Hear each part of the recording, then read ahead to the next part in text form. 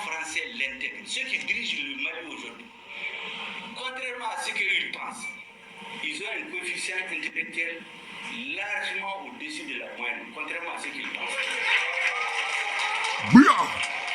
On est bon là. Qui savent analyser les situations, qui savent tirer les conclusions et savent s'assumer.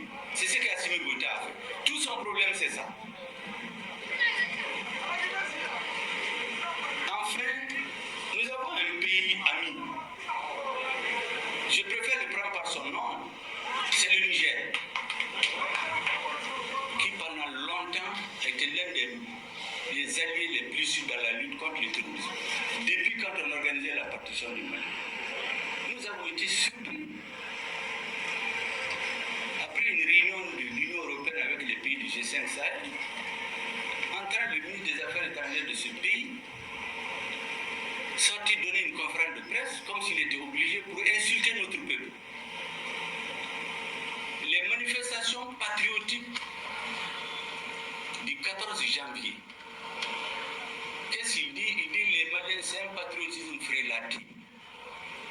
C'est ce qu'il dit contre les Maliens. J'ai dit, mais il vient d'où ce monsieur? Il a fait quelle école de diplomatie? Comment un représentant d'un État peut traiter le patriotisme d'un peuple comme un patriotisme frélaté? Vous ne connaissez pas le sens du patriotisme?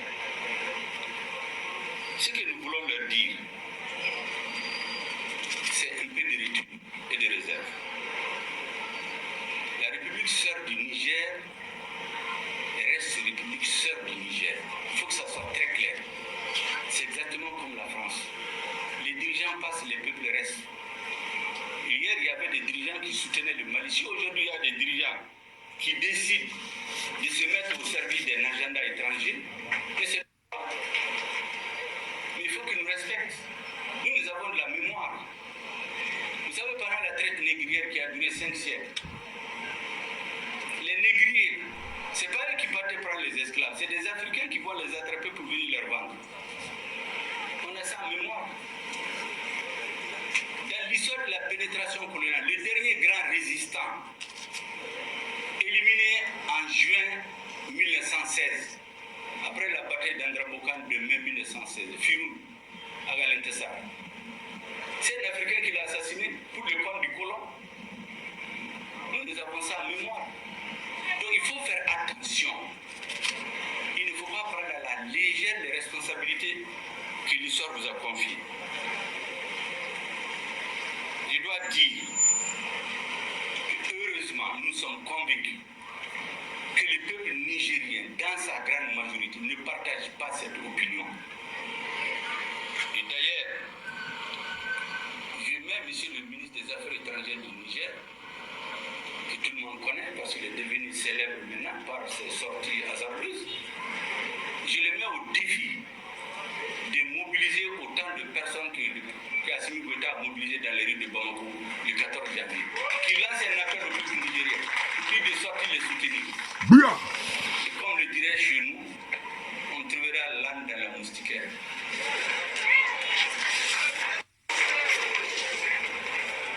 Je voudrais terminer par dire, il faut que la communauté internationale, il faut que la France et nos frères de la CEDEAO mettent pas la terre.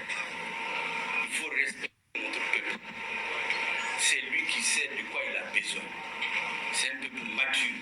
C'est une vieille nation qui a une grande histoire. Il a besoin d'être respecté. Voilà, je m'arrête là. Je m'arrête là. Sur Black Market, les batteries des smartphones voilà, c'est parfait. Bonjour à tous. Aujourd'hui, nous sommes donc le 30 janvier 2022. Vous venez de voir la déclaration, le discours prononcé par le Premier ministre, M. Choguel Maïga, Premier ministre du Mali. Et là, il n'y a rien à dire. On ne peut que, comment on appelle ça, constater les gifles, les baffes qu'il met aux dirigeants français, aux dirigeants du Niger, au ministre des Affaires étrangères du Niger. Regardez ce qu'il a déclaré là. Il a dit, il met au défi les dirigeants actuels du Niger d'organiser un rassemblement du peuple du Niger, à l'instar, à l'image de ce qu'a pu faire les dirigeants actuels du Mali le 14 janvier 2022, date historique. Ils en sont incapables. Pareil, moi je vais encore plus loin. Tous les dirigeants là, hein, de l'Union africaine, du continent africain. Quel gouvernement actuellement, en janvier 2022, peut faire mieux que le gouvernement de M. Choguel Maïga, avec comme président M. Assimi Goïta, hein, président du Mali. Quel gouvernement, quel État, actuellement? Personne. Même j'ai envie d'aller même encore plus loin, dans le monde entier. Ça va être très difficile. Il va y en avoir, mais ça va être très difficile. C'est pour dire quoi? C'est pour dire que total respect aux dirigeants actuels du Mali. Ah oui, total respect. Tapis rouge, tout ce que vous voulez. Ah oui. Non, parce que les vendus, regardez, toujours pareil, spécial dédicace, n'en déplaise aux jaloux. Ça, c'est pour tous les dirigeants, là, justement, qui sont dans la zone CEDEAO, la zone CFA, surtout. Ce sont des aliénés, ce sont des complexés, ce sont des corrompus. Il n'y a rien d'autre. Alors, il y a un frère qui a parlé d'un... Je sais pas... Moi, j'ai dit encore, il y a un autre... C'est jalousie, voilà.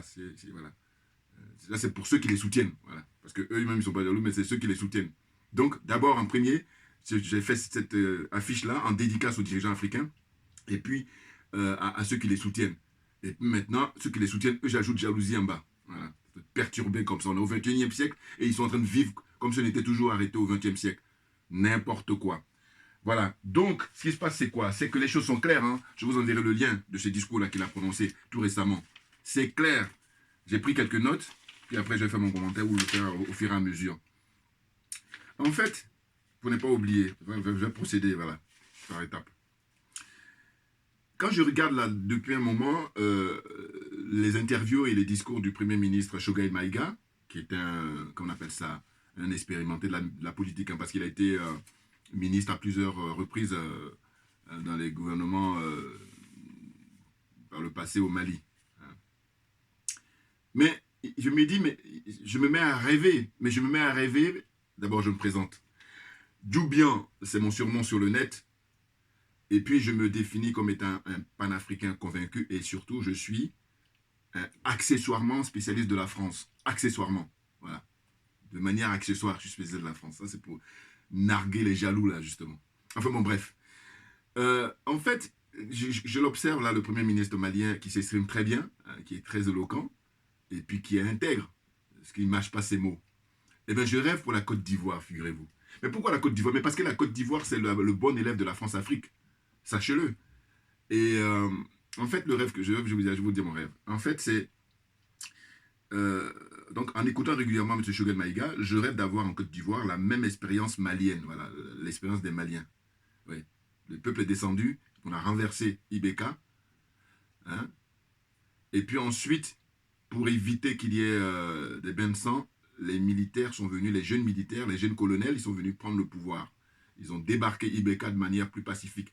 Pas de blessés, encore moins de morts. Donc les choses sont claires. Alors que les autres, là, qui se disent, ils sont venus avec les mandats de l'élection, et puis ils sont civils et tout. Eux, il faut faire le bilan, le temps qu'ils sont restés au pouvoir, ou qu'ils sont toujours au pouvoir, là. Combien de morts depuis qu'ils sont au pouvoir, voilà. Combien de morts? Combien de blessés? Combien de personnes en exil? Combien de personnes en prison? Voilà. Et moi, j'adore les statistiques. Là, je dis maintenant, ceux dont c'est le boulot, mais sortez-nous les chiffres, c'est très intéressant. Et oui, parce que moi, ma religion, c'est la vérité et la justice. Donc, vous pensez bien. Faire ça, on ne peut plus banal. On ne peut pas le faire. Là, il faut aller faire autre chose. Comme ça que je dis, moi. Voilà.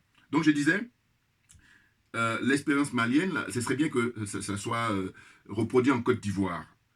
À savoir la prise de pouvoir par des jeunes militaires ivoiriens et avoir le professeur Mamadou Koulibaly. Voilà, ça c'est mon rêve. Hein. Parce que ça fait un moment qu'il ne se prononce plus, donc on ne le sait pas. Mais en tous les cas, je me dis, s'il n'a pas jeté l'éponge, pour l'instant, il n'y a pas eu de déclaration officielle, donc on considère qu'il est toujours dans la course. Bon. Il a décidé de faire un stand-by, un peu comme a dit la sœur Yamb. Elle a dit que comme les gens souvent considéraient qu'il allait trop vite, il a dit, bon, je m'arrête, et puis quand vous allez me rejoindre, et puis on va continuer ensemble. Ça, je trouve comme image, c'est excellent, excellent. Bon, voilà.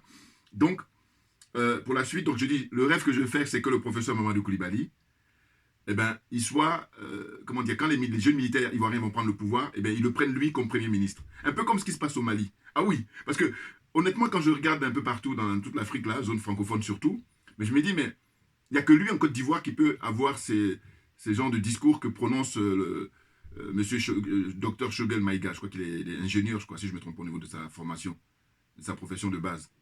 Hein? Eh bien, voilà, ça me fait penser, quand je l'observe comme ça, là, ça me fait penser à ça. Je me mets à rêver.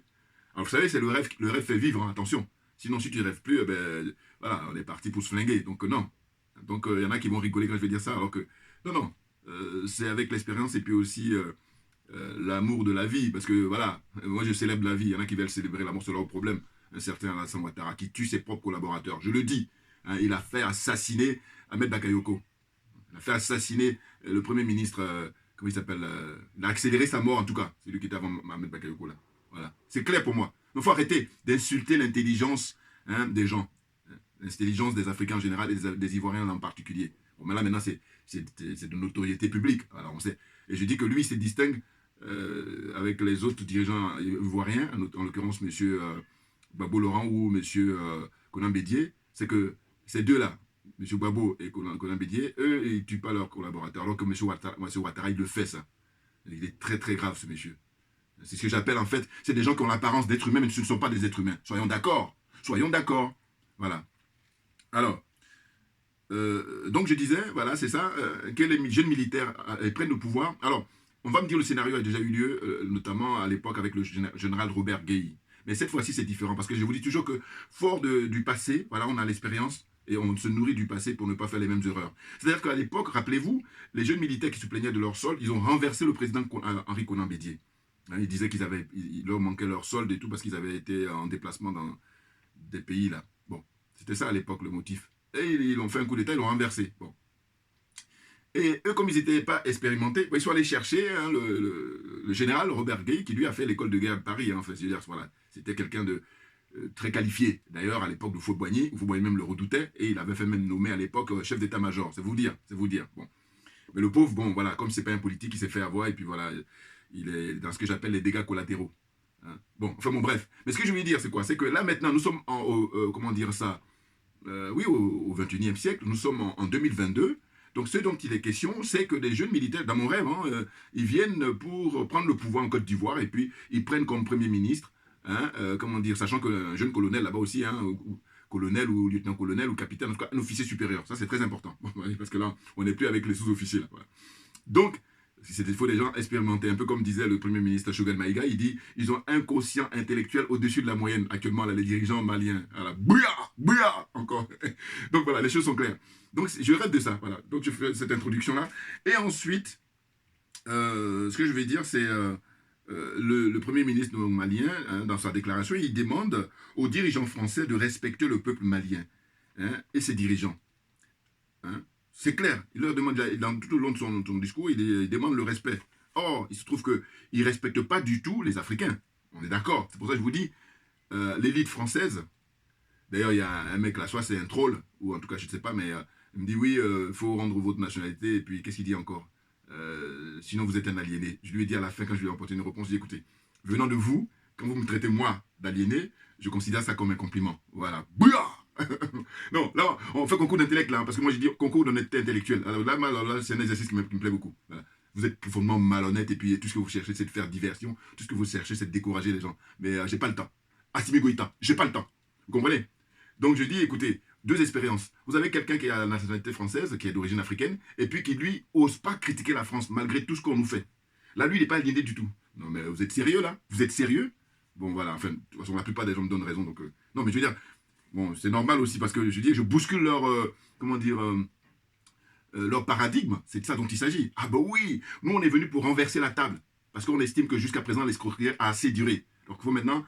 mettre les pendules à l'heure. Si on met les pendules à l'heure, tout le monde sera gagnant. Or, il se trouve que les pendules ne sont pas à l'heure, c'est pour ça qu'il y a beaucoup de dégâts à tous les niveaux. Sur le plan sanitaire d'abord, et ensuite sur le plan, comment dire, de l'intellect, l'éducation,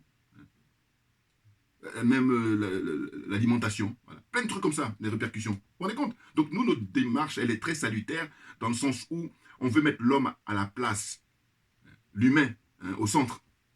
Un peu comme disait à l'époque, l'un de mes pères, que je cite souvent, Aimé Césaire, il avait fait un courrier à l'époque comment on appelle ça, secrétaire général du Parti communiste à l'époque, quand il rendait sa démission, parce qu'il était comme tous les leaders noirs à l'époque, voilà, leur génération, ils étaient tous communistes, la plupart. Et là, il a rendu sa démission, il a fait une lettre à Maurice Thorez, qui était quelqu'un de très connu, hein, enfin, une personnalité importante de gauche, surtout communiste, il était secrétaire général. Et il lui dit, en fait, il faut que le communisme soit au service de l'être humain, de l'humain, et pas le contraire. Et moi, au 21e siècle, ce que je dis, il faut que le capitalisme et tout ce que vous voulez comme idéologie, il faut que ça soit au service de l'être humain, et pas le contraire. Voilà ce que je dis. Voilà. Maintenant, allez-y cogiter. Bouillard. On est d'accord. Donc, on est parti pour quoi? Pour dire qu'en fait, il s'est exprimé vraiment avec beaucoup d'élégance. Et puis, pas de, comment on appelle ça, pas d'ambiguïté. Les choses sont claires. Constamment, hein, c'est constant, il dit, ce qu'ils redoutent, les dirigeants actuels du Mali, c'est Dieu et le peuple. Voilà. À part ça, personne ne peut les impressionner. Ce qui n'est pas le cas des Alassane Ouattara, Macky Sall, comme je dis d'habitude, hein, Patrice Talon. Voilà. Ils font allégeance, c'est-à-dire que Dieu est à l'Élysée, Dieu est à Matignon, Dieu est au Quai d'Orsay français. Voilà. N'importe quoi, des nazes. Bon, bref. Vous voyez? Donc, pour poursuivre, qu'est-ce que je dois dire? C'est que, voilà, il n'arrête pas de dire que les temps ont changé. Voilà, il rappelle ça aux dirigeants français actuels. Il dit les temps ont changé. Mais comme je vous dis, c'est des paresseux, des fainéants, c'est des fanfarons. Ils passent leur temps parce que justement, ils se nourrissent du sang africain. Ils se nourrissent des richesses africaines. Et c'est pour ça qu'ils ont un mal fou. Alors que les Allemands, ils bossent. Ils ont bossé depuis la Seconde Guerre. Même peut-être avant même la Seconde Guerre. Mais en tout cas, après la Seconde Guerre, ils sont retroussés les manches. Et c'est pour ça que, regardez, ils n'ont pas de base militaire. Ils n'ont pas de CFA. Ils sont numéro 1 en Europe. Et puis, sur le plan mondial, c'est une des grandes puissances économiques. Oh, la France, ils passent leur temps hein, à mettre la tête des Africains sous l'eau. Les Africains ne peuvent pas respirer. Et puis là, ils sont contents d'eux. Et ils veulent que ça continue. Non, mais vous pouvez rêver. C'est terminé. On n'a plus le temps, Assimi Goïta. Voilà. Et là encore, nous, on la joue vraiment humain. Hein, c'est ça. Je vous dis, moi, voilà. Moi, on vous arrête. Hein, on vous juge. C'est diffusé en Mondiovision. Ça fait partie aussi de mes rêves. Et oui, en Mondiovision. Voilà. Et puis maintenant, explique-toi. Qu'est-ce qui te motive? Quel est ton problème? On est au 21e siècle. Pourquoi tu continues tes conneries? Hein, pourquoi tu continues comme ça à être inhumain? C'est quoi ton problème? Et puis maintenant, la sentence tombe. Puis on te met en prison. Maintenant, je vais venir t'éduquer. J'adore ça. Je vais venir t'apprendre le vivre ensemble. Je vais venir t'apprendre à gérer le bien commun. Voilà. Parce que moi, je pense que j'ai ça en moi. Il y a beaucoup de gens qui n'ont pas ça. Et donc, ils se trompent. Ils ne sont pas à leur place. Ils sont malheureux. Ils viennent pour perdre le temps des gens. N'importe quoi. Enfin, bon, bref. Donc, il dit, il faut tourner la page du partage de l'Afrique à la conférence qui a eu lieu à la conférence de Berlin. C'est-à-dire en 1884-1885. Là où ils ont découpé la carte. Ils ont pris la carte de l'Afrique. Et il y a même des documentaires qui existent. Hein. Vous pouvez retrouver ça tout sur YouTube et compagnie. Hein. Ils sont partagés tranquillement. Les Anglais ont pris leur part, les Français ont pris leur part, les Belges. D'ailleurs, même on dit à cette conférence-là, c'était même pas la conférence de Berlin, c'était la conférence du Congo. C'était d'abord avec le roi, comment on appelle ça, le roi premier là, des Belges. Léopold Ier, voilà. C'était lui qui était, il prenait hein, le Congo, c'était son jardin. Voilà. Et donc, c'est suite à ça qu'ils ont dit, bon, nous, on est des gentlemen, on ne va pas se tuer entre nous, on va se partager tranquillement. Voilà. Donc, ils ont mis... Il y a un documentaire, je vous dis, ils ont fait une reproduction, voilà. Mais on voit comme ça, ils sont autour d'une table, et puis il y a la carte de l'Afrique qui est au milieu de la table. Mais sérieusement, hein, ça existe. Bon, la prochaine fois, parce que là, je l'écoute, mais je vais vous montrer ça. Même ceux qui font des recherches, qui sont un peu plus intéressés, ben, vous allez le trouver facilement. Voilà. Donc, ça existe, quelque chose qui existe. C'est très intéressant, très, très intéressant. Donc, il précise que le Mali est un pays souverain. Et que par conséquent, vous n'allez pas rester dans le schéma, comment dire, à la conférence de Berlin. Et d'ailleurs, moi, après réflexion, quand je vois là, je dis, mais attendez, en 1884-85, ils ont partagé l'Afrique, et ils continuent, moi, alors me dire, c'est l'ordre naturel des choses, c'est-à-dire qu'il y a la prédominance, dès lors que tu as le pouvoir, bon, mais tu veux toujours écraser, mais non, mais dans ce cas-là, venez pas dire que vous êtes des êtres humains, non, parce que c'est le monde animal, ça. Et encore les animaux, quand vous regardez les documentaires, vous allez voir qu'on a beaucoup, beaucoup de leçons à apprendre d'eux. Mais bien entendu, voilà. Et c'est même pour ça que moi, personnellement, mon expression, c'est de dire, ces gens ont l'apparence d'êtres humains, mais ce ne sont pas des êtres humains. Les choses sont claires, pour moi. Vous comprenez? Donc il dit, on ne peut pas, ah là j'aime bien sa formule, on ne peut pas régenter ses relations avec le Mali par procuration. C'est énorme. Là, il vise la France, là. Il ne dit pas la France, mais on aura compris. Donc il dit, on ne peut pas, hein, ben là c'est par rapport à l'expérience danoise. C'est-à-dire que les Danois, eux, ils viennent là comme ça parce que les Français leur ont mis la pression. Donc les pauvres, ils se sont même excusés parce qu'ils sont partis là, ils ont récupéré leurs militaires. Moi, écoutez, nous, voilà, on est des gens corrects, on est des gens intègres. Enfin, en tout cas, on est beaucoup plus honnêtes que les Français. Ça, c'est sûr. C'est sûr et certain. C'est pour ça que je dis que quand je fais la comparaison, la France et puis les autres pays européens, au point de vue démocratique, la France est disqualifiée. Je le dis tout le temps. Et puis maintenant, ce que j'aimerais tellement, c'est que les gens qualifiés viennent au journal de 20h pour le dire. En tout cas, les gens qui épousent notre cause. Voilà. Parce que moi, je ne suis pas connu, moi. Je veux dire, en tout cas, beaucoup plus connu. Voilà, qui ont une notoriété comme pion sur rue. Allez-y au journal de 20h, vous le dites. La France est disqualifiée. Mais bon, par contre, il faut être libre, hein, déjà, dans la tête. Et puis, voilà, parce qu'après, ils ne vont pas te lâcher. Bouillard. Mais oui, mais c'est clair. Et la liberté, elle coûte cher, c'est clair. Ah bah oui. Et la liberté, elle s'arrache surtout. On ne te la donne pas, sinon ça n'a pas de sens. D'ailleurs, regardez, l'expérience des pays africains, c'est la démonstration, mais on ne peut pas faire mieux. Hein. Parce que je vous dis, je me rappelle toujours une caricature qui a été faite par un dessinateur ivoirien, j'oublie le nom. Mais sa caricature est très très forte par rapport aux relations entre la France et l'Afrique au moment des indépendances. Il a pris l'exemple de la Côte d'Ivoire, par exemple, et on voit, il y a deux navires. Vous avez le navire français, hein, il y a le drapeau français, et puis vous avez le navire ivoirien avec le drapeau ivoirien. Et là, je crois, si je me rappelle au niveau de l'image, hein, vous avez les gens qui sont sur le bateau, là, il y a des militaires et tout ça, et qui se disent au revoir. En fait, en gros, les Français disent au revoir aux Africains, voilà, vous avez votre indépendance. Sauf que le gars, le dessinateur, là, qui a beaucoup de talent, hein, eh ben, quand on regarde l'image, sous l'eau, voilà, il y a une accroche. Et là, elle a mis le CFA, ou je sais pas, quelque chose, voilà. Et puis les bases militaires, elle a mis, c'est une accroche. Donc c'est sous l'eau, parce que ça veut dire que là, en apparence, on a l'impression qu'on est dans l'illusion de l'indépendance, alors que non, on est toujours liés. Et donc, lui, sa caricature, enfin son dessin là, mais ça vaut tous les discours. C'est pour dire qu'eux-mêmes, ils sont très doués, les caricaturistes. C'est clair. Bon, donc on avance. Il dit que chaque État doit avoir un visa pour entrer au Mali. Là, ce qu'il disait en ce qui concerne le Danemark, il dit, mais sous prétexte qu'on a demandé en 2019 de venir, et là vous venez comme ça en 2022. Non, ça ne se passe pas comme ça. Un peu comme les êtres humains, il dit, ben voilà, quand on se déplace, quand on vient surtout ici en Europe, en Occident, eux, ils demandent les visas en permanence. Donc on ne peut pas rentrer comme on veut. La preuve en est, regardez les conséquences. Les Africains, les jeunes Africains qui meurent depuis des décennies, hein, dans l'indifférence générale. Et je vous dis, c'est ça qui me révolte. Et c'est pour ça que, mais je ne lâcherai pas l'affaire tant que je suis vivant. Ah oui, je ne lâcherai pas l'affaire parce que je dis, c'est trop facile, voilà, de jouer les indifférents. Non. Ce sont des êtres humains d'abord, et ensuite ce sont mes semblables. Donc je dis non. Ce que je fais, c'est le minimum. Ah oui. Inch'Allah. Voilà, Dieu est grand. Voilà. Non mais c'est bon. C'est quoi? Au nom de quoi ils doivent subir ça? Au nom de quoi on ne répond pas? Ah oui, parce qu'il n'y a rien à répondre, c'est juste l'arrogance. Non, mais n'importe quoi. Moi, ce que j'ai dit, par contre, quand je vois votre attitude, je dis non, vous avez juste l'apparence d'être humain, vous n'êtes pas des êtres humains. Parce que moi, comme j'ai la prétention de dire que je suis un être humain, eh ben, j'ai un fonctionnement qui est différent. On est d'accord. N'importe quoi. Enfin bon, bref. Donc je poursuis. Il disait que, en fait, la France, elle agit par procuration. Comme je vous ai déjà expliqué dans mes vidéos passées, hein, j'ai dit qu'en fait, la France, elle va voir toujours ses autres partenaires européens là, en leur disant, écoutez, faites-moi confiance. Ils nous font confiance. Pourquoi? Parce que c'est vrai qu'elle a une expertise. Regardez, c'est le seul pays au monde qui préserve ses bases militaires autant comme ça en Afrique, qui a assassiné autant de chefs d'État africains. C'est le seul pays au monde. Dites-moi le contraire là, à part la France, qui a assassiné autant de dirigeants. Premier point. Deuxième point, le CFA, le franc CFA, l'expérience du franc CFA, qui perdure encore, qui n'est même pas encore arrivé. Puis il y a des charlatans là, qui m'écrivent dans les commentaires, qui disent, oui, mais ça va s'arrêter. Mais ça va s'arrêter au nom de quoi? C'est parce que la France est gentille? Non. Donc, vous êtes malhonnête à ce point-là. Enfin, on va me dire. Non, en fait, je dis, mais c'est pas possible, hein. Et quand on les lit, quand ils écrivent, on a l'impression que c'est la frontière. Non, c'est la bataille qui a commencé depuis les pères d'indépendance. Et puis aujourd'hui, hein, il y a la relève avec les panafricains que nous sommes. C'est cette bataille-là, hein, où les gens ont payé cher. Thomas Sankara a payé cher, Patrice Lumumba a payé cher. Modibo Keïta, voilà, c'est le père de tous les combattants d'aujourd'hui au Mali, là. Voilà. Et c'est le grand-père d'Amina Fofana. Bouillard, c'est comme ça que je dis ça, moi. Hein, c'est le grand-père de Ben le cerveau. Voilà, lui, je l'ai surnommé la force tranquille, Ben le cerveau. Bon. Vous voyez? Donc les choses sont claires. Ils sont en déphasage parce que c'est des paresseux, des fainéants. Voilà, je le dis là, parce que moi je vis ici avec pas mal d'années, de décennies, donc je connais. C'est même pour ça que je dis, je suis accessoirement spécialiste de la France. Et que ceux qui veulent faire le malin, qui fassent des vidéos comme moi. Voilà. Faites des vidéos comme moi et puis on va voir. On va en comparer. Voilà. Moi, les arguments que j'apporte en prétendant que je suis accessoirement spécialiste de la France, et puis toi tu as fait pareil et puis on va voir. N'importe quoi. Ferme-la. Alors, donc, en fait, il dit que chaque État doit avoir un visa, voilà, c'est ce que je l'ai déjà dit, hein, qui est délivré par les autorités maliennes. Ah bah oui, parce que quand tu veux venir en France, c'est la France qui délivre, hein, donc ça doit être pareil. Et puis là aussi, au niveau des pays, une délégation comme ça, faire une cortège ou bien un contingent de militaires, là, ils débarquent comme ça. Non, il faut avoir l'autorisation.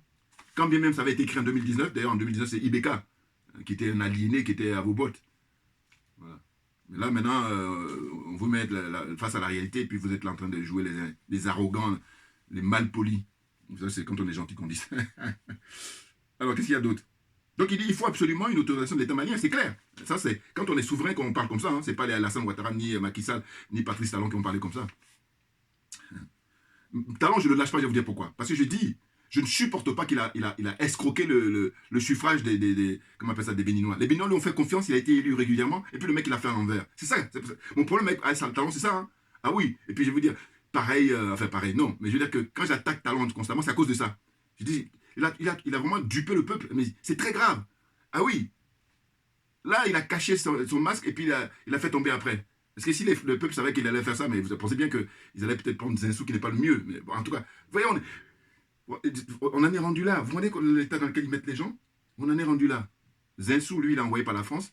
Et Talon, c'est la raison pour laquelle il a bénéficié des voix des Béninois. Et il pensait qu'il allait assurer. Maintenant, le mec, il est pire même que tout. Voilà, la démocratie a disparu au Bénin. Vous vous rendez compte? Non, enfin bon, c'est pour ça que je ne l'ai jamais lâché, lui. Hein. Ah non, en fait, dans ma vie de tous les jours, je ne supporte pas les malhonnêtes. Donc, vous pensez bien que lui, il est même, voilà. Bon, bref, vous aurez compris, j'espère. Donc ensuite il dit, le Mali n'a pas de problème avec le peuple français, voilà, il explique tranquillement hein, dans ces discours-là. En revanche, les dirigeants de la France font du chantage avec la mort de 52 soldats. Ouais, là il a rappelé encore comme a fait son ministre des Affaires étrangères. Non parce qu'ils font le malin avec ça, alors que, comment on appelle ça, c'est... Il y a un thème qui m'échappe là, mais qui serait approprié pour dire ça. C'est qu'on ne peut même pas comparer. On ne peut pas comparer.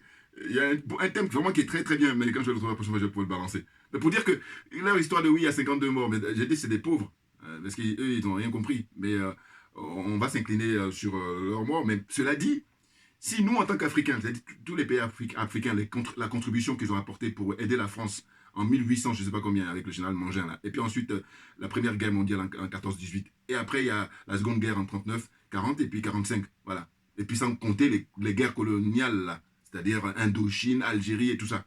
Moi, mon père, par exemple, il a fait Indochine et Algérie. C'est pour ça que je suis à l'aise. Et puis les nazes, là, ils me disent, oui, mais mon père, qu'est-ce qu'il a gagné en retour?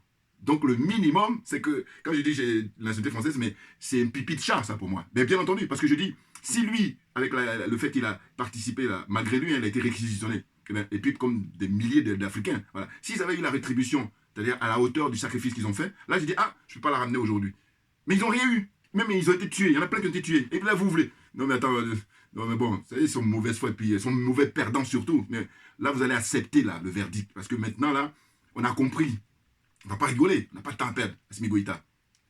N'importe quoi. Hein, donc il dit que le Mali n'a pas de problème avec le peuple français. Hein, à vrai dire, ce sont les dirigeants français qui, eux, sont hors sujet. Voilà. Ils font le malin alors que dalle. Tu dépends de quelqu'un, c'est quelqu'un grâce à qui tu as ton bien vivre, en fait, tu as ton aisance, mais tu dois le respecter, c'est le minimum. Or, le français, vis-à-vis de l'Africain, c'est le contraire. Donc, j'ai dit tout le monde rentre en psychiatrie, hein. Et quand je dis tout le monde, je suis gentil, parce qu'il y en a qui vont rentrer plus, on va les interner longtemps, parce qu'ils ont besoin vraiment d'être éduqués, plein de trucs. Parce qu'il y a un problème, là. Enfin, bon, bref. Et donc, il précise, hein, la dignité du Mali n'est pas négociable. Qui, peut-être les dirigeants du RDC, je veux dire, enfin RDC, non. Je veux dire RCA, excusez-moi, parce que RDC avec Tshisekedi. Oh, Tshisekedi, bah, voilà. En fait, Tshisekedi, pareil, ceux qui veulent critiquer, comment il s'appelle, l'ancien Kabila, ou alors qui veulent critiquer le président du Rwanda, là, j'ai dit, mais attendez, qu'est-ce que vous dites de Tshisekedi alors? Après, on me dit, oui, mais bon, j'ai plus de relation avec lui. Non, excusez-moi, c'est vous dire que j'ai dit la nature horreur du vide. Et donc, il ne faut pas se tromper de cible, les gars. Ah bah oui, c'est de ça dont il s'agit, il ne faut pas se tromper de cible. C'est-à-dire que là, en fait, je dis que si les hommes et les femmes politiques du RDC, Congo, qui est le pays le plus riche au monde, pour moi, c'est clair. Eh bien, s'ils étaient patriotes, si tous les jours, ceux qui font de la politique, je ne parle pas, ceux qui font de la politique, bon, je suis indulgent avec eux, mais tous ceux qui font de la politique au Congo, Kinshasa, hein, Congo RDC, le pays de Patrice Lumumba, eh bien, ces gens-là, s'ils pensaient à lui matin, midi et soir, et puis ils étaient patriotes, mais ni Kagame, ni les Américains, ni qui que ce soit, pourraient profiter de leur richesse. Ah, je dis ça, mais c'est banal. Mais bon, on est rendu là, hein, il faut dire. Mais simplement parce qu'il y a un problème de honnêteté intellectuelle, c'est pour ça c'est fatigue. Mais je dis, mais au moins, reconnaissez, il faut être fair play. Moi, je suis fair play. Si tu as un truc que tu as sorti qui est bon, tu dis, ah, c'est bon, c'est du bon. Je soutiens. Mais par contre, si tu as fait une erreur, bah, reconnais-le et puis on avance. On avance, c'est humain, l'erreur est humaine. Là, c'est des analyses que je fais, que je suis constamment amené à rappeler ça. J'ai dit, mais j'aurais tellement voulu ne pas avoir rappelé parce que c'est évident. Enfin bon, bref, qu'est-ce que vous voulez. Donc, la suite, c'est quoi? Il a rappelé, voilà, les sacrifices des soldats africains, notamment les soldats maliens, durant toutes les guerres de France, je l'ai dit, voilà. Et il faut que les dirigeants français comprennent que le monde a changé. Ils ont un mal fou, parce que si vous voulez, comme c'est des paresseux, des fainéants, c'est pour ça, hein, si c'était travailleurs, on n'allait pas avoir à répéter ça, à ressasser ça. On est obligé de répéter parce que non, puis bon, la confiture est tellement bonne. Et puis ils ont eu ça gratuitement depuis toujours. Voilà, maintenant on est venu pour dire stop, c'est terminé. Game is over. Les jeux sont terminés. Voilà, on va pas s'en sérieux là. Alors, donc il rappelle les mémoires de Paul Mesmer, voilà, qui était un des ministres, un premier ministre du général de Gaulle. Et dans ses mémoires, Paul Mesmer, à l'époque, disait que, en fait, l'indépendance a été accordée à ceux qui n'en voulaient pas. Les Houphouët-Boigny, ils n'en voulaient pas réellement, sincèrement. Hein. Senghor, ils n'en voulaient pas. En revanche, ceux qui voulaient l'indépendance, c'est-à-dire que les patriotes du Cameroun, Moumié, et puis les compagnons là, les leaders camerounais qui ont lutté, qui ont payé de leur vie, qui ont été empoisonnés même certains en Suisse là. Vous voyez ce que je veux dire, hein? Ces gens-là, avec les Patrice Lumumba, les Kwame Nkrumah, bon, quoique lui il est dans la sphère, mais bon, ça c'est aussi, on va dire globalement. Eh bien, j'aurais dans la zone francophone, hein, les Barthélemy Bokanda, tous ces patriotes-là, ils voulaient l'indépendance réelle, et eux, on leur a refusé, et puis on n'allait même plus loin, on les a tués. Or, ceux qui ne voulaient pas, c'est à eux qu'on a accordé l'indépendance. Bon, évidemment, c'est dans l'intérêt de la France, donc ceci explique cela, on va dire. Voilà. Mais, en tout de même, le Premier ministre, là, Choguel Maïga, il a rappelé, là, bon, ça c'est quelque chose qui est connu, hein, on a besoin encore de rappeler ça aussi. Vous vous rendez compte, on est rendu là, n'importe quoi. Donc, ce qu'il dénonce en disant ça, c'est de dire que, en fait, la France continue, on est au 21e siècle, parce que là, ce qu'il rappelle, c'est au 20e siècle, hein. Ils n'ont pas changé, voilà. En gros, c'est ça, statu quo. Et bien là, on dit, non, on n'a pas le temps. Hein. Il y a un quotient intellectuel qui est au-dessus de la moyenne. Même c'est vérifié, je veux dire. Vous savez, vous voyez le ministre des Affaires étrangères, vous le comparez avec, comment on appelle ça, l'autre affairiste, là, Le Drian. Non, vous les mettez à composer, il ne pourra pas tenir. Parce qu'évidemment, ça n'a rien à voir. Voilà. Les spots, là, qui me font... voilà, je commence à donc, me dépêcher. Bref, il dit donc que les dirigeants français n'ont pas changé, alors que le monde a changé. Mais bien entendu, hein, à la tête du Mali, il y a des dirigeants dont le destin voilà, se joue. Voilà, ce qu'il dit, il dit, le destin des dirigeants du Mali ne se joue pas en France. Les dirigeants actuels du Mali ont leur destin entre les mains de Dieu et du peuple malien. Bouah! Et non pas les Macky Sall et Alassane Ouattara et comment il s'appelle là, Paul Biya même d'une certaine façon. Enfin, je dis Paul Biya pour qu'il ne soit pas du franc CFA. Juste ça, je lui dis ça. Puis après, je vais poser d'autres questions. Mais juste, reprends ça, puis après, on verra le reste. Hein? Ou Patrice Talon. Hein? Ou Foy Yassingbe. Ou l'autre du Gabon. Là. Pourquoi ils ne sont pas du franc CFA? Ça, c'est le signe même de son indépendance. Oh, le Mali va le faire, là. Hein? Ça, ils sont en train de travailler, là. Ça va se faire. Je pense qu'avant la fin de l'année 2022, ça va être fait. Ça se même l'été prochain, là. On va prendre l'info. Donc, vous voyez, je vais terminer là. Et puis, en fait, pour terminer... juste rendre hommage à une grande dame en Côte d'Ivoire, c'est Madame Poulcheri Balé. En fait, cette dame, elle est présidente d'une ONG là-bas qui se bat pour les droits de l'homme. Et elle a été en prison parce qu'elle était la première à dénoncer avec ses camarades de lutte à l'époque hein, pour le 3e mandat de M. Ouattara. Pourquoi je parle d'elle là aujourd'hui? En fait, hier, j'ai regardé l'émission du frère Kofi, Isaac Kofi, et là, j'ai vu qu'elle était invitée. Voilà, donc j'ai regardé un petit peu. Et il y a, comment on appelle ça, un gars qui appelait là, soi-disant des États-Unis, et qui lui dit, oui, rendez votre tablier parce que vous n'êtes pas à la hauteur.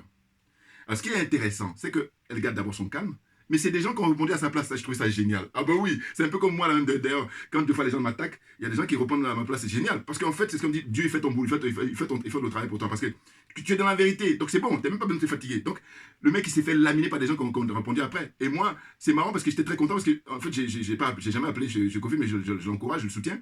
Mais j'ai dit que, je pense, ce que les gars ont dit, j'ai dit, mais super. Ils ont dit quoi? Ils ont dit, mais regardez, cette dame, elle était en prison, elle a perdu son boulot. Parce que, attention, hein, c'est une universitaire, et puis, voilà, cadre supérieur. Donc, elle a pris des risques énormes. Elle a donc perdu, son boulot, 2, elle a été en tôle, donc le sacrifice. Elle, en tant qu'Ivoirienne, elle peut dire que, voilà, j'ai rendu service à mon pays. Voilà, fière. Mais comme elle est très modeste, elle est très réservée, donc... mais j'ai dit, mais c'est... Donc, je tenais à lui rendre hommage, là. Voilà. À défaut de téléphoner, parce que j'aurais pu, mais bon, je dis, je fais déjà des vidéos, voilà, c'est pour ça. Si je ne faisais pas des vidéos, j'allais téléphoner. Voilà. Donc... big up à la sœur Poulcheri Balé, parce que franchement, elle fait ce qu'elle peut. Parce que les Ivoiriens sont endormis par, comment on appelle ça, l'agenda de M. Konan Bédié, l'agenda de M. Babo Laurent, et puis l'agenda de celui qui est au pouvoir, M. Alassane Ouattara. Donc on n'est pas sorti de l'auberge. Et c'est la raison pour laquelle, rappelez-vous au début de ma vidéo, je vais parler de mon rêve. Hein? Alors, merci à vous tous pour votre soutien. N'hésitez pas de partager au maximum mes vidéos, hein, parce que je vous dis, c'est crescendo, ça monte, ça monte. Et donc, sur Twitter, je suis présent, sur Facebook également. Hein? Et puis VK aussi, voilà.